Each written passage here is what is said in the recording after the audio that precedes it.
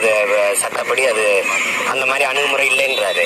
நான் கேட்டேன், நீங்க அப்படின்னா நீங்க முதல் நாள் அவங்க போராடும் போதே நீங்க துறை சார்ந்த அமைச்சரோ அல்லது அதிகாரிகளோ வந்து சந்திச்சு அந்த கோரிக்கையை ஏற்று சரி செஞ்சிருக்கணும்ல நான் கேட்டேன். இல்ல அவங்கள நாங்க அழைச்சிட்டு போய் பேசி அவங்களெல்லாம் சந்திக்க வச்சோம் அப்படின்னு சொல்றாங்க. நீங்க யாருமே வந்து கேட்கலன்றீங்க. இதுல எது உண்மையிலே உங்களை சந்திச்சீங்க? என்ன சொன்னாங்க?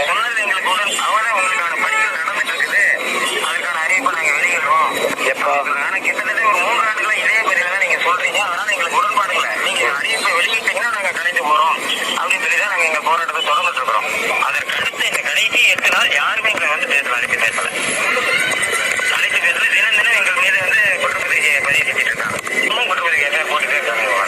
அதாவது ஒரு இடத்துல ஒன்று கூடி எங்கள் கோரிக்கையை தெரியப்படுத்துறது கூட அனுமதிக்க மாட்டாங்க. பேருந்து விட்டு இறங்கும் போதோ 4 பேர் 5 பேர் டீச்சர் அப்படியே கைது